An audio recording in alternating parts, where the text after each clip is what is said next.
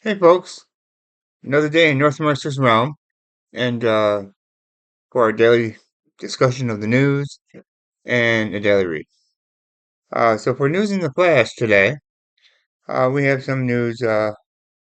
We'll start off with the LA fires. They continue, of course. It's looking like there might be a possible arson cause in one area at least, that they're looking into and investigating. So that's a possibility. Basically, I feel that something suspicious about the whole thing, but we'll see. And then it also says that there's a curfew that's being issued for there, and that's a good idea. They're doing this because of looting and other things. The National Guard, as I said the other day, has been deployed because of looting. I don't know why human beings decide to loot when stuff like this happens, but it's part of the problem. But they need to get that under control. Like I said the other day, the fire department and government there is focused on DEI, which is basically a racist program. Needs to stop, and they need to start implementing there and across the nation, including at the national level, a meritocracy. Whoever's best at doing the job gets it. It doesn't matter what their race is, their sex is, or whatever. Um, that's how it should be. And newsflash number two. It looks like that the Supreme Court um, denies Trump a stay in the sentencing in the New York case. But that's a moot point now. The case is at this time, anyways, the case has already been decided as far as sentencing. Basically, what the judge what the judge did in that situation, is they basically gave him unconditional discharge. Now, that's a legal term. I'm not a lawyer, so I don't really completely understand the term, but basically, it pretty much gives fodder to the enemies of MAGA and the enemies of President Trump's administration to call him a felon, um, on a case that is a hodgepodge, is a tragedy. It's a hodgepodge of different things that they put together to try to get Trump. And it's ridiculous. It should be thrown out by the Supreme Court. Whether he will challenge it up to the Supreme Court level, I don't know. Um, I would just let it go and just whatever. But it's up to President Trump. And the third news flash, we have a TikTok ban. Now, I don't know exactly what to believe on this. I think President Trump believes that we shouldn't ban TikTok. I don't like censorship, and I don't like banning things on the internet or anywhere else. But if they're jeopardizing national security, then that's different. TikTok may be jeopardizing national security. It's run by the Chinese. In my opinion, what should be done is it should be sold to an American corporation, at least for operation here in America. And therefore, the TikTok used in America would be run by an American corporation, and none of the information would go to the Chinese. They don't seem to want to do that, but that's a good solution.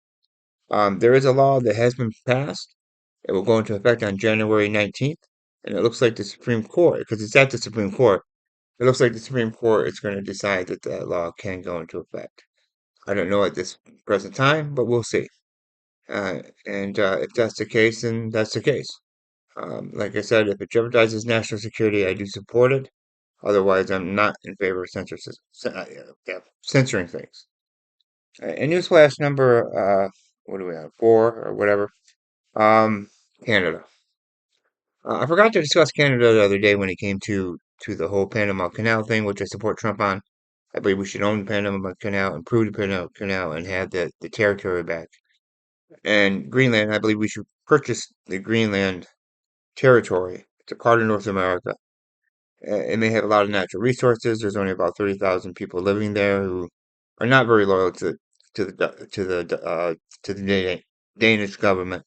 So I do believe that it would be good for the United States as a national strategic asset and missile defense and other things like that. So I do support Trump on that as well.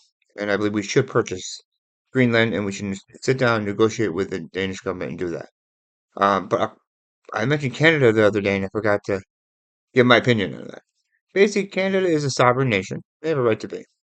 They didn't join us in the revolution, unfortunately.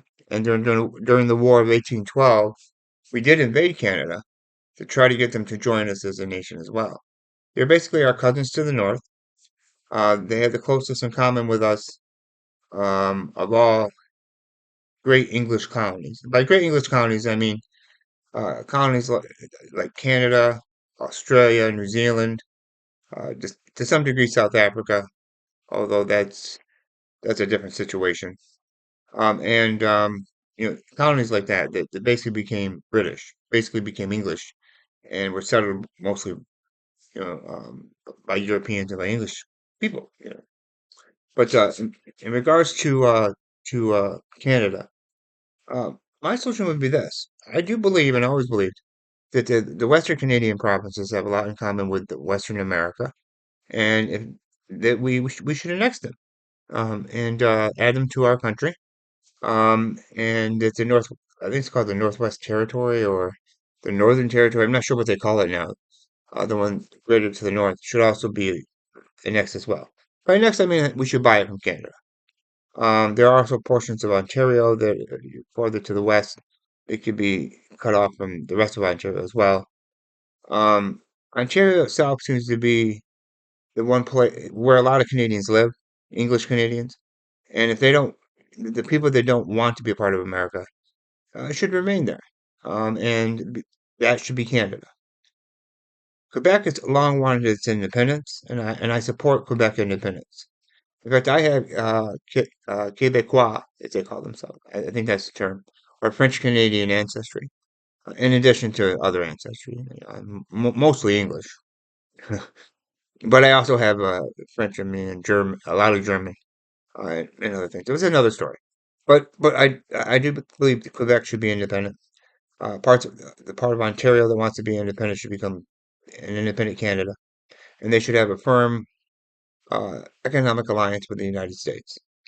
And the Western provinces should join the United States along with the Northern Territory. As far as the Eastern provinces, Newfoundland, I think, could join the United States.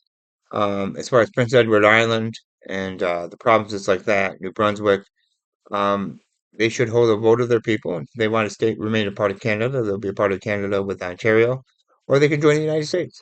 You know, and that's true of the western portions of Canada as well. It should be really just a vote of the people. But I really think that joining us together, we're basically all Americans.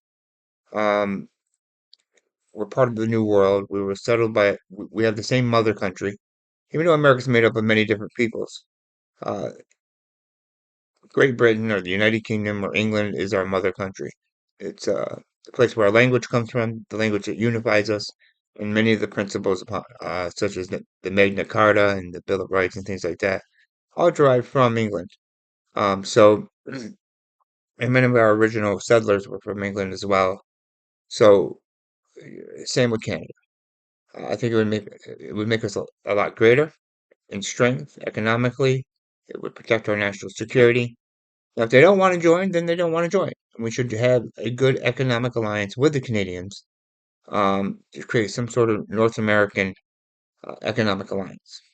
I don't support a North American Union. At least I don't think I do. But I do support a great economic alliance between the two countries. I think it would have a great impact upon the world, and it would be good for our nation. Uh, that's my views on Canada. I forgot to mention them the other day. Um, the next news flash for today is inflation is surging. We all know that. We can see it at the grocery store. We can see it at other stores. Inflation is a killer of economies. And to be personally honest with you, I'm greatly interested in macroeconomics. I talk about it all the time. I do my daily reads from Friedrich, who I believe was the greatest economist, not Adam Smith. I am very much opposed to Adam Smith's ideas on free trade and free markets. I'm very opposed to Karl Marx's ideas on communism and socialism, but I do support Friedrich List's ideas um, on national economy, what I would call neo-mercantilism or mercantilism or populist mercantilism. I don't really have a word for it. I'll just call it mercantilism. I believe that's the best system. It's the best system. It's a part of capitalism, really. There's two forms of capitalism. There's the free market capitalism, which people advocate coming from Adam Smith and Say and other philosophers that doesn't work, that destroys nations, and was used by the British Empire to keep other nations down, really, if you think about it. And destroyed Britain and made Britain a lot weaker. And there's the other one, which was embraced by Alexander Hamilton, our first Secretary of the Treasury, by Abraham Lincoln, by great men like William McKinley and Theodore Roosevelt. It was America's system. They called it the American system, is actually what they called it. And it's mercantilism, basically. It's what built Britain in the first place, so that they could practice their free trade and try to destroy other nations. It's what built Germany up into a great manufacturing power at one point under Otto von Bismarck. It's what helped France become economically strong under a man named Colbert. It's helped all the nations. It helped Japan after World War II. They followed neo-Mercantilist ideas, that type of path, not the free trade path, in order to take advantage of the post-war situation and become a very successful country. So, mercantile capitalism or mercantilism is what I support. It is the best economic system, and Friedrich is someone who is definitely the economist who has written much about it. So as far as dealing with inflation, like I said, when it comes to microeconomics and things of that nature, um, I'm not much into that. But one thing I can say is that we do need to reduce our prices. There has to be a way to do it, and and so it is something that is affecting us all. And hopefully they come. And I think Trump will help us get our prices down. On the next news flash is H-1B visa debate. Our immigration system has been broken since 1965. They should have never passed the 1965 Immigration Act, didn't take into account the demographics of a country, and the demographics of a country are very important in defining its nature. America was meant, from its founding, to be a nation of all nations, but it had what I believe, a divine proportion set through history to make us basically a Western people who would have a 10 to maybe 20% minority population. The 10% population was always African American that was enslaved, and they were freed from slavery by Abraham Lincoln in the Civil War and the blood of uh, uh, many white Americans, a lot of Irish Americans. And the Jim Crow laws and the Civil Rights Movement were hard on them, and the great Martin Luther King, who deserves to have a statue in every community in the country. He's one of our heroes. Um, he, along with other civil rights leaders, helped put an end to those constructive laws. Black Americans have contributed much to our culture, and they're a great part of our country. We also have Asian Americans of many types, especially the Indian American. I mean, the people that came from India. They're very smart. They're very intelligent. They're Indo-European people, um, and uh, they add a lot to this country. But we are mostly a Western nation, and that should have been taken into account in the 1965 law, and it wasn't. And why it wasn't, I don't know. But they lied to us, and we have what we have now. But that's getting specifically to H-1B visas. That was done by the Bush administration, the first Bush administration, and I have no respect for the Bushes. I think they're horrible people as far as being president-wise. I don't know about their personal lives, and they did a lot of destruction to the country, especially the father. And we need to get rid of that type of program. Maybe come up with a different system. We don't need to be replacing American workers, as Disney did a few years ago, and as other companies are doing. They're training their foreign H-1B immigrants, and then they're firing American workers. American workers should have the first right to jobs within this country. Um, it's idiotic not to do that. And yeah, American companies should be first and foremost American. They should be for success of the American people. So we need to change that. And I disagree with President Trump on this. This is one of the things I definitely disagree with him on. And we need to start hiring Americans first. That's my basic opinion on that. The next news flash is regarding Kamala Harris. Okay. In regards to Kamala Harris, um, what I can say about that is that she was very mad that President Trump Um,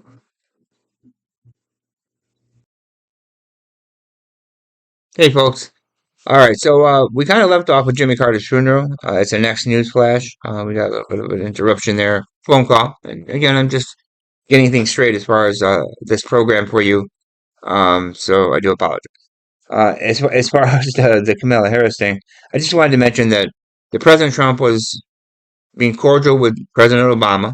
I voted for President Obama in 2008. I was disappointed in what he did and how he led the country. I loved his rhetoric, but his leadership style and what he did as leader was horrible. He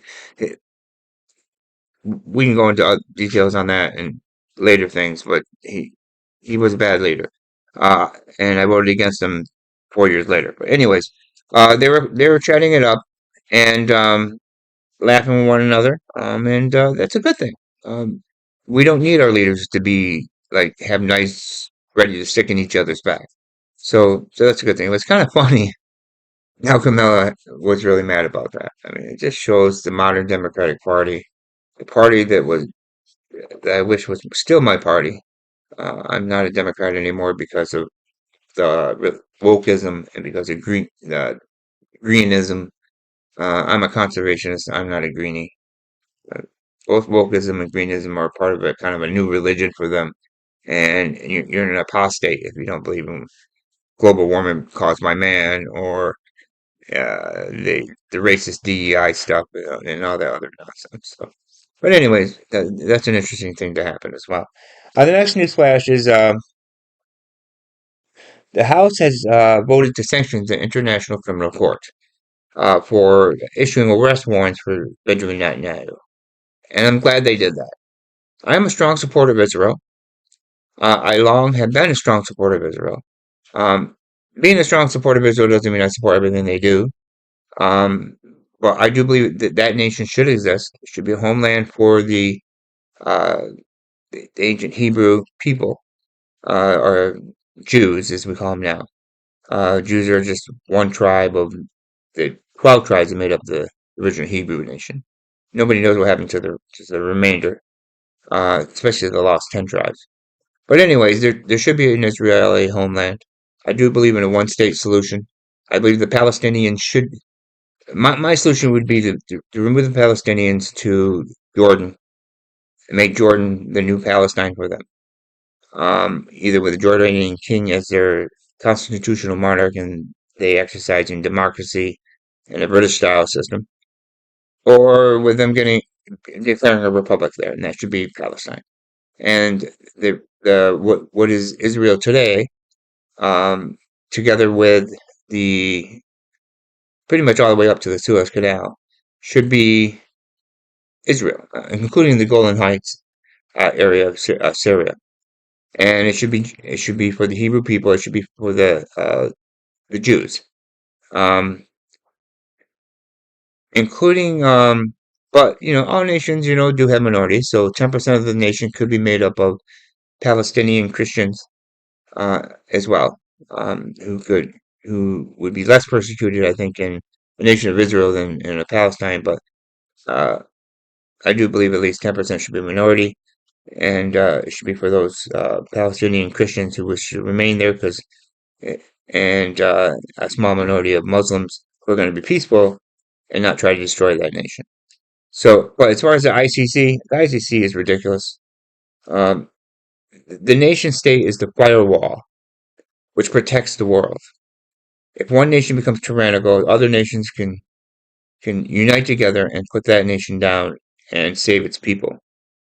But if you have a world government and things like ICCs and things like that, they can be utilized and manipulated by the world's richest people, which is what usually happens, or the most powerful, to really destroy our rights and our liberties. And I'm really opposed to such things. The nation state and the great alliance system is the better way to go. Now, as far as anything else, and I got my little pad here. There's three other stories. One is that Macy's and Kohls are closing stores down across the country. There are others as well. This is in regards to the body and economy, to inflation and all that. I think we're changing our habits as far as how we shop. It's kind of disappointing. Macy's is one of those great stores. I don't shop there much, but it's one of those great stores. It's in Miracle on 34th Street, one of my favorite Christmas movies. And Kohls, we have one here locally. And I actually worked at Kohls. It's a pretty decent store if you want to go buy clothes or other such items. But they are closing down, and it's a symptom of the inflationary, horrible Biden economy. Um, so that's one of the things that's happening across the country as well. Now, I am going to also go to the Ukraine war again because news there, the Kremlin is open. Putin is open to talking with Trump, and they should. Uh, During the Cold War, President Reagan talked to Gorbachev. They came up with agreements that ended the Soviet Union. You have to talk to your perceived enemy, your real enemy, your competitor, and try to work out solutions. And Trump is very good at working out solutions, and he should talk to Putin. And as I said before, Putin and Zelensky need to sit down and they need to work out an agreement that will resolve that issue. And they kill the first principle of the Ukraine war is that killing must stop. And I agree with President Trump on that. The last news flash is that it looks like Steven Spielberg is coming out with a new UFO movie, which is great. I love UFO movies, especially if they're based in reality. That is true stories that people tell. And I don't know if this one's going to be. Now, I learned this from the website unexplainedmysteries.com. You should go there and check that out. Uh, the they're intuiting or saying that it could be about an astronomer discovering an alien signal and all that. So that'd be kind of interesting to see if that comes out. That's kind of some little bit of the paranormal stuff today. Now let's go and finish this up because it's getting long to our daily read. And again, this is a daily read of Friedrich list that outlines the American political economy. Today, I just want to read you a little bit, and then we'll move on so you can have a great day. So I'm going to start out by uh, reading this. Um, the complete science, we must add the principles of national economy. The idea of national economy arises with the idea of nations. A nation is the medium between individuals and mankind, a separate society of individuals who possess common government, common laws, rights, institutions, interests, common history and glory, common defense and security of their rights, riches, and lives, constitutes one body, free and independent, following only the dictates of its interests, as regards other independent bodies, and possessing power to regulate the interests of the individuals that are within it, constituting that body in order to create the greatest quantity of common welfare in the interior and the greatest quantity of security as regards to other nations. And again, like I said before, the nation state, is the greatest firewall against tyranny. The object of the economy of this body is not only wealth as an individual and cosmopolitical economy, but power and wealth, because national wealth is increased and secured by national power, as national power is increased and secured by national wealth. They depend on one another. Its leading principles are therefore not only economical but political too. The individuals may be very wealthy, but if the nation possesses no power to protect them, it and they may lose in one day the wealth that they have gathered during the ages, and their rights and freedoms and independence too. Okay, and this is all part of the populist mercantile or the mercantilist economic view, the national economic view.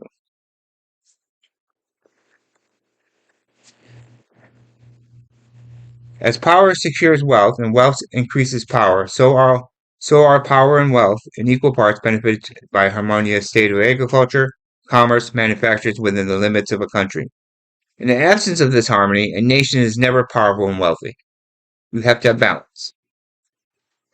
A merely agricultural state is dependent for its market as well as for its supply on foreign laws and foreign goodwill or and enmity. Manufacturers, moreover, are the nurses of the arts, sciences, skill, the sources of power and wealth. Manufacturing is very important. Merely agricultural people remain poor, says even economists like Smith and say, and a poor people have not much to sell, less with which to buy, and can never possess a flourishing commerce because commerce consists in buying and selling. This is all a rejection of the free market, free trade system that was advocated by Adam Smith. And let me end here by this. He says here in this letter, government, sir, has not only the right, but it has the duty to promote everything which may increase the wealth and power of a nation if this object cannot be effected by individuals. So it is a duty to guard commerce by a navy, and then today, of course, Air Force and so on, because the merchants cannot protect themselves. So it is a duty to protect the carrying trade by navigation laws. And this is what Britain did during its mercantile period, when it practiced mercantilism in order to grow strong. They did that through navigation laws. Because the merchants cannot protect themselves, so the duty to protect and carry a trade on by navigation laws, because carrying trade supports naval power, as naval power protects carrying trade. So the shipping interest and commerce must be supported by breakwaters, agriculture, and every other industry by turnpikes, bridges, canals, railroads, infrastructure. New inventions by patent laws. So manufacturers must be raised by protecting duties. If foreign capital and skill prevent individuals from undertaking them. In other words, a nation that already has its manufacturing base established and strong will take advantage of other nations and keep them low and mainly try to just get raw materials from them or make them an agricultural economy to buy their finished goods and keep them down. This is what the British did during the British Empire days. That's why they advocated free trade. Free trade does not work. Free markets do not work. Libertarian type economics that way, I am completely opposed to. We need to have a mercantile economy like we once did. And mercantile capitalism is the best and most efficient form of economy there ever was. So that's a little bit of a reading for you for today. I won't read it anymore. I do want to wish you guys a great day. Um, Please pray and um, give your affirmations to the people of Los Angeles and California who are burning up right now. And we're getting closer to that great day when Trump will be president again. Have a great day, folks.